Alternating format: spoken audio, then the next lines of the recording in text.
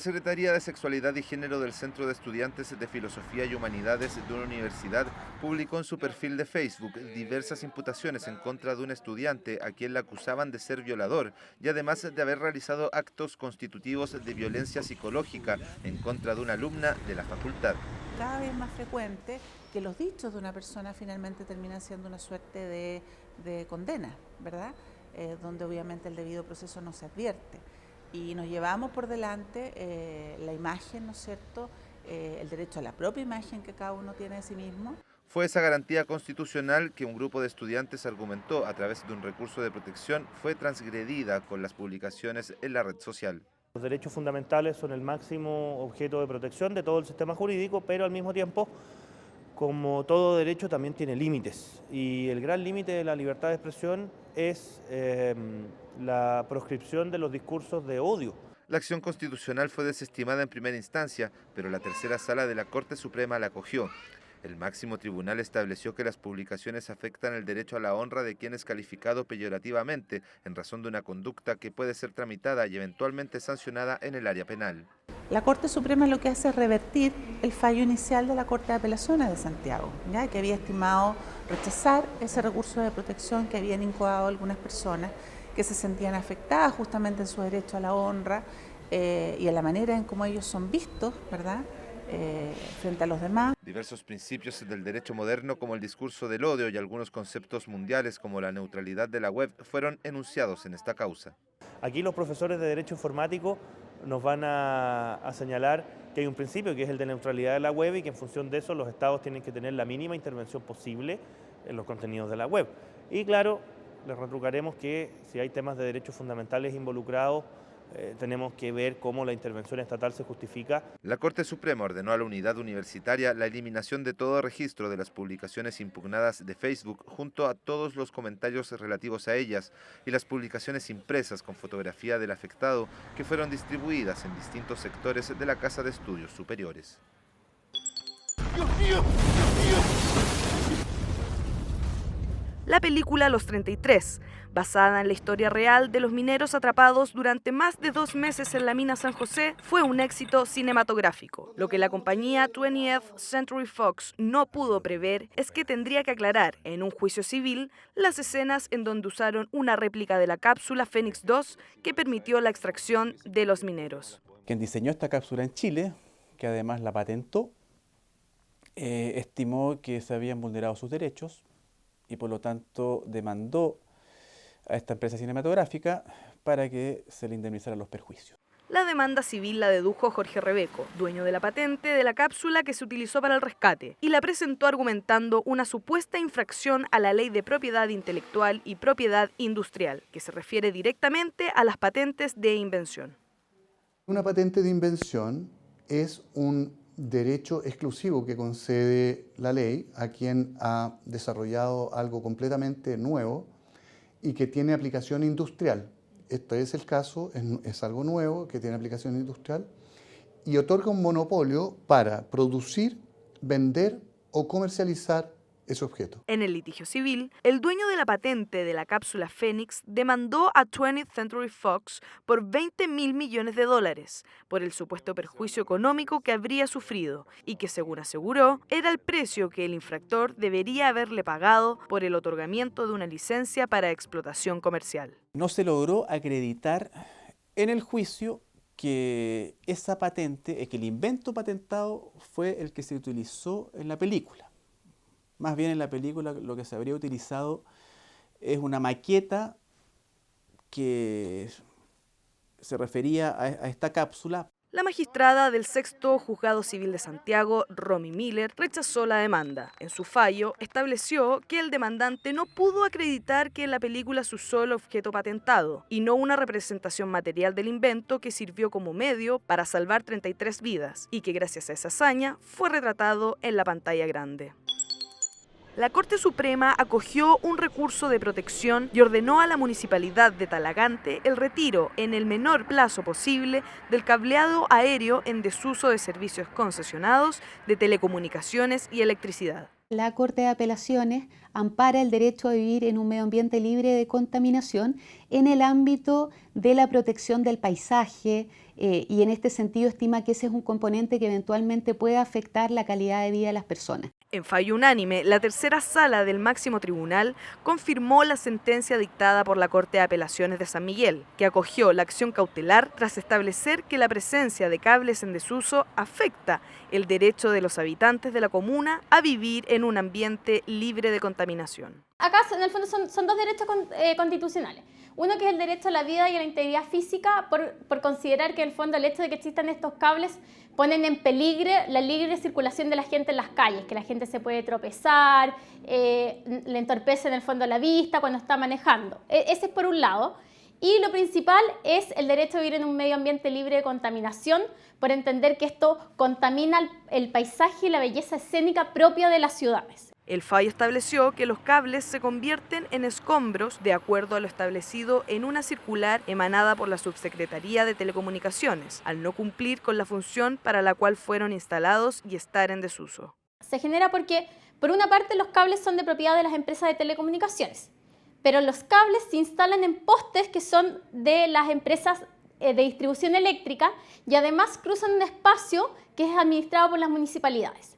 Entonces tenemos tres actores que en el fondo no se ponían de acuerdo bien de cómo resolver este problema y de quién era la responsabilidad. La resolución del máximo tribunal agrega que la inactividad de la municipalidad de Talagante, tanto respecto al retiro de cables en desuso como a realizar las acciones tendientes a conformar mesas de trabajo para llevar a cabo el retiro de los desechos, constituye una omisión que resulta ilegal.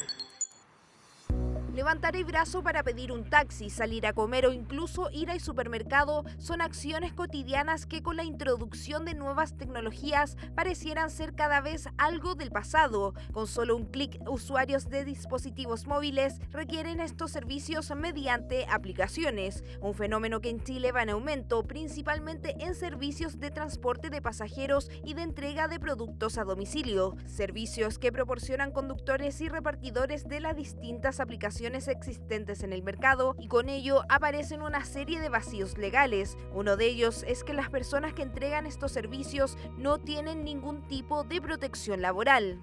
Primero, esto es un fenómeno mundial del cual ya se ha preocupado la Organización Internacional de la Salud, por cuanto todas estas personas que trabajan, si tuviesen naturaleza laboral, o sea, como no tienen naturaleza per se laboral, quedan fuera de toda la protección del Código del Trabajo.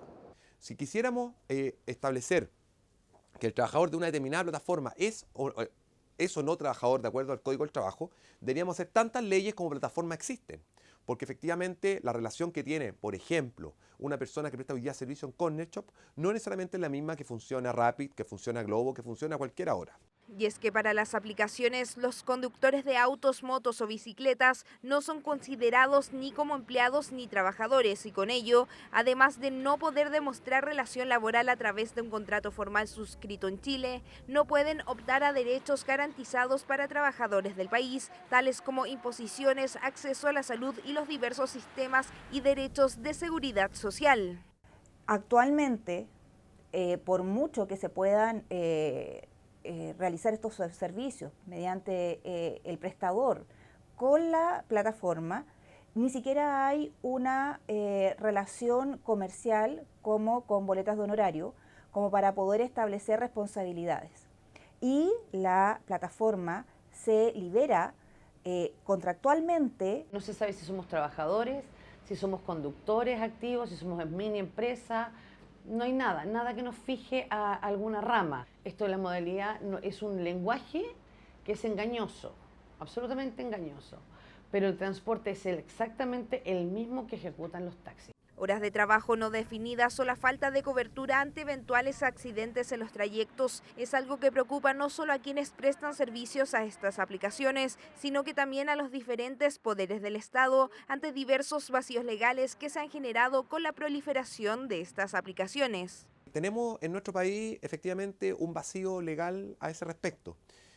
Los trabajadores que trabajan en este tipo de plataformas, estoy pensando en los Uber, en los Corner Shop, los Rapid, los Globo y cuántas otras plataformas van apareciendo y van a seguir apareciendo en los próximos años, hoy día se encuentran en una situación de completa informalidad. Para que ellos tengan la protección que brinda el Código del Trabajo, que son los mínimos, por ejemplo, el establecimiento de jornada, el ingreso mínimo mensual, todo lo que es protección de seguridad social, lo que tienen que hacer es concurrir a un juzgado del trabajo, presentar una demanda y pidiendo la declaración de la relación laboral.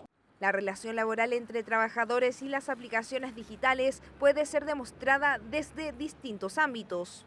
Haciendo demandas colectivas o haciendo demandas por las personas que son bloqueadas. Sí tenemos cómo demostrarlo. Primero ellos nos dirigen, las personas que tenemos que ir a buscar e ir a dejar, ¿cierto? Nos evalúan, nos dicen cuánto nos van a pagar y además nos califican. En el caso de accidentes, también lo primero que tienen que hacer es recurrir a un tribunal para determinar si esto es una relación laboral o no. Porque mientras no existe una relación laboral, la ley 16.744 no cubre las prestaciones de seguridad social relativas a accidentes del trabajo o enfermedades profesionales. Sin embargo, la precariedad en condiciones laborales estables queda en evidencia, por ejemplo, ante un eventual accidente. Bajo nuestra legislación actual, y la verdad es que esto es casi a nivel internacional, sucede que no hay una responsabilidad que se pueda hacer responsable a las plataformas de Internet. Las empresas, las aplicaciones, se aprovechaban de un carácter de socios o trabajadores independientes cuando en realidad las aplicaciones controlan el servicio y no solo intermedian el servicio. Actualmente, y frente al nuevo escenario laboral que han generado las aplicaciones de reparto a domicilio y de transporte de pasajeros, se han presentado una serie de mociones parlamentarias que buscan normar la indefensión y precariedad en que operan estos trabajadores. Desde el gobierno aseguran que con el proyecto de modernización laboral buscarán establecer garantías mínimas para que sean los juzgados del trabajo que determinen si existe o no algún tipo de relación laboral. Estamos estableciendo una garantía mínima que van a tener estos trabajadores, que es el acceso a seguridad social. Hoy día estas personas no tienen derecho a seguridad social y por lo tanto lo que el proyecto hace es señalar que estas personas deben cotizar para el sistema de pensiones, por ejemplo, deben cotizar en materia de salud y deben cotizar por la ley de accidentes del trabajo y enfermedades profesionales. Sin este proyecto, con la carga impositiva que nos están dando, que son pagar imposiciones, que lo vamos a tener que pagar nosotros mismos, la verdad que hoy en día no sería rentable.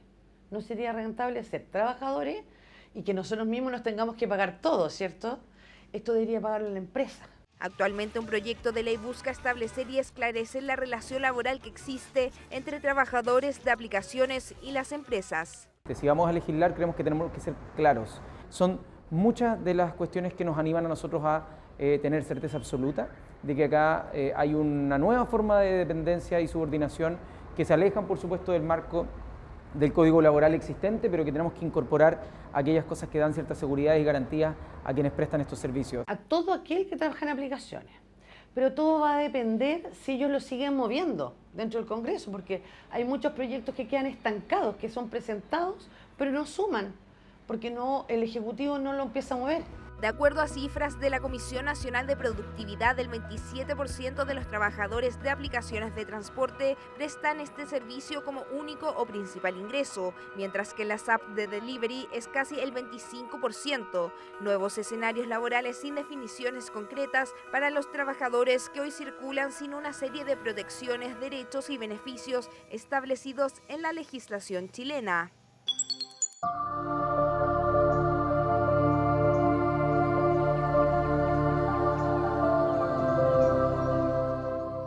Son considerados bienes nacionales, lugares de uso público típicos de la zona, sobre todo en San Pedro de Atacama. Las lagunas Céjar y Piedra Roja son dos de los sectores más visitados por turistas durante todo el año y cuya transferencia de propiedad derivó en una pugna entre la comunidad atacameña Solor y el Estado de Chile. Tuvimos que resolver el conflicto planteado por una comunidad atacameña sobre los derechos que ella pretendía que se lo reconociera, a propósito justamente de la ley indígena. En el litigio, la comunidad Solor de San Pedro de Atacama argumentó que Bienes Nacionales no dio cumplimiento a la transferencia de la titularidad de ambos territorios en pugna que reclamaban como suyos desde tiempos ancestrales. El problema es no fácil. ¿Por qué? Porque son los derechos ancestrales de los pueblos originarios versus los derechos del Estado de Chile a través de los bienes nacionales de uso público. Lo que se menciona es que el Estado logra, a través del Consejo de Defensa del Estado, demostrar que la acción que había sido utilizada por la comunidad de los atacameños de Solor había sido errada, porque ellos no actuaban como comunidad en virtud de la ley 19.253, que es la ley indígena, sino que estaban actuando como uno de los grupos de esta comunidad. De acuerdo a la ley 19.253 que reconoce las distintas etnias indígenas chilenas, en su artículo 3 establece que la calidad de indígena se debe acreditar con un certificado emitido por la Corporación Nacional de Desarrollo Indígena. Además, los interesados en la transferencia de propiedad de un territorio deberán recurrir a los juzgados civiles de la jurisdicción correspondiente para resolver su petición en caso de no ser otorgada por la CONADI. Una vez que es reconocido cierto territorio para una comunidad, en virtud del principio de identidad, de seguridad de los pueblos ancestrales, tienen un plazo de 3 años para poder hacer un saneamiento de la propiedad y poder inscribirla en el registro de propiedades indígenas, situación que en este caso no aconteció. Una comunidad atacameña de 9 grupos no representan necesariamente los atacameños y los derechos establecidos en la ley para los atacameños.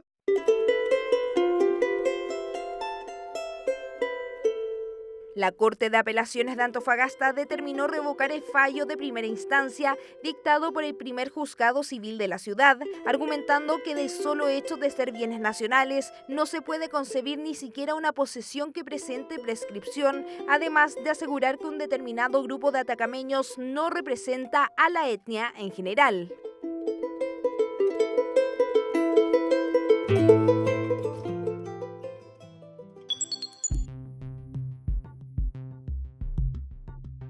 La tentativa desistida del delito se puede encontrar en causas penales. Se define como un abandono al propósito delictivo que se produce justo antes que se configure el ilícito como tal. Es a raíz de ello que la tentativa se hace inexistente y como tal no es punible. Esto se basa en que la persona se abstiene de ejecutar el hecho penado por ley. Según se ha descrito por la doctrina, esta figura consiste en el abandono o desistir de una acción que dará lugar a la comisión de un ilícito. Sin embargo, sí será constitutivo de delito, por ejemplo, si la persona decide no robar, pero ya ha causado daños en el inmueble donde se produjo el ilícito. En definitiva, si es el actor quien decide suspender la ejecución del delito, se configura la tentativa desistida y por ende el hecho como tal no es punible. Deja de existir la tentativa punible porque el sujeto ha tomado la decisión voluntaria de no consumar el acto. La Corte de Apelaciones de Valparaíso inauguró el rótulo con letras corpóreas en el frontis. El Tribunal de Alzada porteño fue fundado en 1938 y hasta la fecha no contaba con una placa que lo denominara. La actividad contó con la presencia de la ministra de la Corte Suprema, María Angélica Repeto, el presidente del Tribunal de Alzada porteño, Alejandro García, ministros, magistrados e integrantes de tribunales de la jurisdicción, además de autoridades regionales, quienes participaron del hito de descubrimiento de las letras de 55 centímetros de alto y un largo total de 11 metros que siguen la línea clásica de la construcción y cuya materialidad está marcada por el bronce en armonía con el frontis de la Corte de Apelaciones de Valparaíso.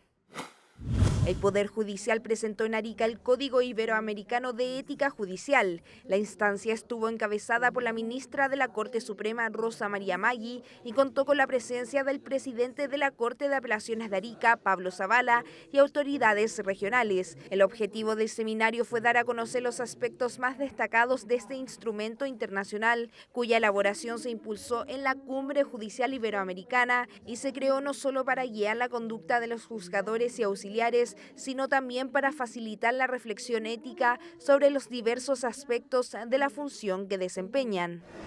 Estoy bien impresionada por el interés que generó. Hubo una gran participación de todas las personas asistentes y bueno, una buena asistencia desde luego y mucha participación y mucho interés.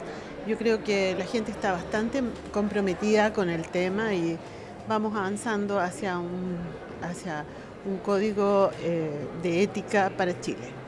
Bueno, tuvimos un seminario del Código Iberoamericano de Ética Judicial bastante participativo, vino mucha gente, muchas preguntas y en realidad es un tema bastante presente en la actual judicatura, por lo tanto para nosotros ha sido muy importante la venida de la ministra Maggi para exponernos respecto a esta temática. El ministro de la Corte Suprema, Arturo Prado, dictó la conferencia Una visión crítica de las SPA Sociedades por acciones a 12 años de su implementación. La actividad, que se llevó a cabo en la sede de Santiago de la Universidad de Talca, se realizó con motivo de la 10ª Jornada Chilena de Derecho Comercial. Yo he visto un cambio de manera positiva, pero el tema que me preocupa, y eso es lo que traté yo, es que hasta qué punto se puede dar a una sociedad de esta naturaleza un campo y un espacio tan importante para la autonomía de la voluntad que, en definitiva, prácticamente queda como una actividad que tiene poca regulación. Esa es, en definitiva, la situación, poca regulación. Pero, por otra parte, hay que pensar en las ventajas que tiene como una sociedad que busca recoger capital, especialmente capital de riesgo, y actuar como vehículo muy eficaz para poder interesar a las personas que hagan inversiones. Así que desde ese punto de vista hay que ver las cosas con el vaso más lleno que vacío, ¿no es cierto? Con diversas actividades, la Corte de Apelaciones de Talca conmemoró el lunes 9 de septiembre recién pasado los 131 años desde su instalación. El acto principal del aniversario fue encabezado por el presidente del Tribunal de Aizada, Hernán González García, y el ministro de la Corte Suprema y visitador de la jurisdicción, Lamberto Cisternas Rocha. En la oportunidad se reconoció a los funcionarios que se acogieron a retiro y se entregaron reconocimientos por años de servicio a integrantes de la jurisdicción. Ha parecido muy bien que se reconozca la labor de los funcionarios antiguos que se acogieron a retiro, y tal como lo dije en mi pequeña intervención, destaco la circunstancia de que esta Corte tiene una gran labor a su cargo, con muchos tribunales que suman más de 35, y en definitiva son una buena cantidad de funcionarios que se despliegan en todo este extenso territorio de la 7ª región, trabajando en beneficio del acceso a la justicia de las personas y tratando de que sea lo más pronto, lo más eficaz, lo mejor posible. Creo que el acto de aniversario de la Corte se desarrolló de una manera muy solemne, como teníamos previsto, y con un importante número de asistentes, las autoridades principales de la zona y los abogados y miembros de la Corte en pleno, con todos los funcionarios, así que es muy grata la ceremonia que hemos vivido recientemente. Además, la ceremonia contó con las intervenciones musicales del Quinteto de Cuerdas de la Orquesta Clásica del Maule y de la mezzosoprano y funcionaria del Juzgado de Letras del Trabajo de Talca, Marcela García Retamal. El Juzgado de Familia de Valdivia y el programa Biblioredes de la región de Los Ríos implementaron un plan piloto para que todos los usuarios de la jurisdicción, especialmente de aquellos territorios más apartados, puedan, a partir de septiembre, ingresar demandas, documentos y consultar el estado de sus causas a través de la Oficina Judicial Virtual del Poder Judicial. La iniciativa es un plan piloto impulsado por el Tribunal de Familia que busca mejorar el acceso a la justicia por parte de la ciudadanía. El programa Biblioredes tiene una gran cercanía con la comunidad. Ellos están distribuidos geográficamente en todas las comunas de la región. Y al tener esa cercanía con la comunidad, cotidianamente reciben consultas de diversa índole. Y lo que estamos queriendo hacer con esto es que al capacitar a los monitores que tiene el programa Biblioredes, ellos puedan ser articuladores de las necesidades que tienen los usuarios y estas poder canalizarlas y les ayuden a hacer los trámites en la oficina judicial virtual. Gracias a esta capacitación que tenemos ahora con el Poder Judicial, se le abre la gran parte de las puertas a la comuna de Panguipulli, porque este mismo conocimiento se lo puedo replicar a las localidades de Neltume, Chohuenco, Puerto Foy, Coñaripe, Liquiñe, ya que tenemos una comuna muy amplia y la gente tiene que viajar grandes distancias y una gran cantidad de tiempo. y llevar este conocimiento a ellos que pueden hacer sus trámites en el Poder Judicial en sus casas, sentados en la comodidad de sus casas, va a ser un beneficio realmente notable para ellos, en ahorrar un tiempo de viaje, en mal tiempo, inclemencia del tiempo. También podemos capacitarlos en biblioteca, con los cursos que tenemos ahora en estos momentos. Monitores del programa Biblioredes y dirigentes sociales realizaron las capacitaciones a funcionarios municipales para desarrollar de manera óptima el plan piloto que busca acercar servicios judiciales digitalizados a la comunidad.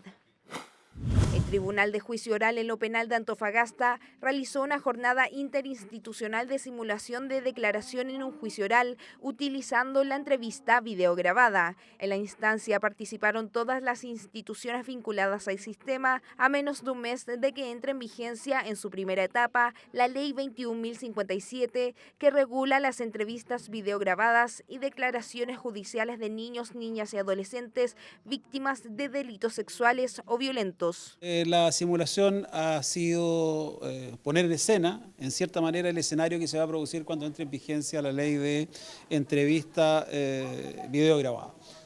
Ha sido un ejercicio bastante interesante que nos permite proyectarnos y ver todo aquello que vamos a tener que tener presente, poner en acción, los protocolos que van a tener que estar vigentes al momento que la ley esté vigente. Que la ley a lo que propende primero es que las víctimas enfrenten al sistema en mucho menor cantidad de veces y oportunidades. Por lo tanto, todas estas declaraciones múltiples que hoy tienen que dar una y otra vez a través de varios años se reducen idealmente a una, dos, si el niño también quiere volver a tener una entrevista investigativa en lo que es la etapa de investigación.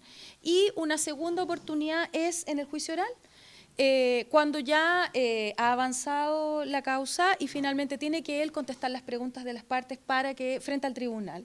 La Ley 21.057, que regirá desde el próximo 3 de octubre en la región, tiene importantes cambios en la regulación del procedimiento de investigación y juzgamientos de casos que involucren a niños, niñas y adolescentes víctimas de delitos, incorporando, por ejemplo, la figura de intermediación en juicios orales y el uso de recursos técnicos para minimizar la revictimización.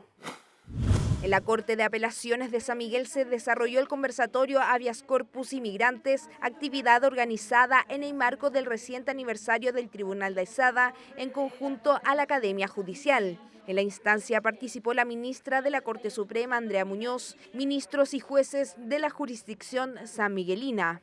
El objetivo, fue tratar un tema que es del todo actual, relevante, ¿ya?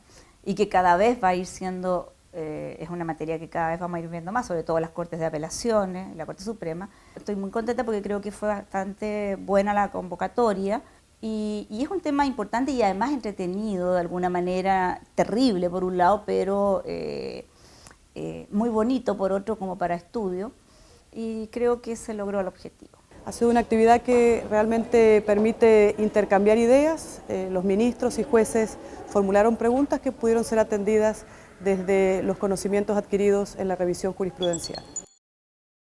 El presidente de la Corte Suprema, Haroldo Brito, participó en la sesión inaugural de la 20ª conferencia de la Asociación de Organismos Electorales de América del Sur, denominada Protocolo de Quito, que tiene como objetivo fomentar la cooperación internacional para promover la democracia representativa, el voto libre, universal y secreto, así como los sistemas electorales eficientes y puros en distintos países.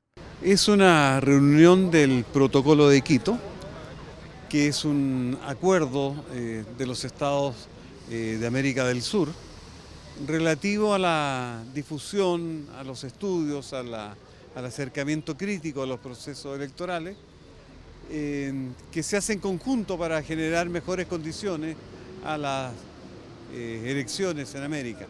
El Servicio Electoral, junto al Tribunal Calificador de Elecciones, fueron los anfitriones de la sesión inaugural realizada en el Salón de Honor del Ex Congreso Nacional, y el tema que se abordó en esta instancia se centró en las redes sociales y la participación ciudadana. ¿Cómo influyen ambos factores en los procesos electorales? Hoy día creo que no exagero si el desafío que tenemos respecto de lo que es la utilización fundamentalmente de las redes sociales, del Internet, la manera, ¿no es cierto?, en que esto se ha extendido por los datos que uno hoy día conoce, nos llevan a constituir un espacio precisamente para poder reflexionar sobre esto. El presidente del máximo tribunal, Aroldo Brito, participó en la primera celebración Fraternitas Republicana, organizada en honor a la independencia del país por la Gran Logia de Chile y la Gran Logia Femenina de Chile. Esta es la primera vez que la masonería se suma a las conmemoraciones de las fiestas patrias con un acto propio del laicismo. Además, la actividad contó con la presencia del presidente de la República, Sebastián Piñera, autoridades del Poder Legislativo y otros entes del Estado. El presidente de la Corte Suprema, Aroldo Brito, recibió a una delegación integrada por miembros del Poder Judicial de Haití y el Centro de Estudios de Justicia de las Américas, CEJA, en el Palacio de Tribunales. En la instancia dialogaron sobre el funcionamiento del sistema chileno y el sistema de nombramiento de jueces, entre otras materias. El presidente de la Corte Suprema de Chile nos recibió en una entrevista y nos explicó el funcionamiento del sistema judicial de Chile. Nos habló de la nominación de los jueces y luego del tratamiento, es decir, de los salarios, y entonces cuáles son las salvaguardas para poder impedir que los jueces entren en la corrupción.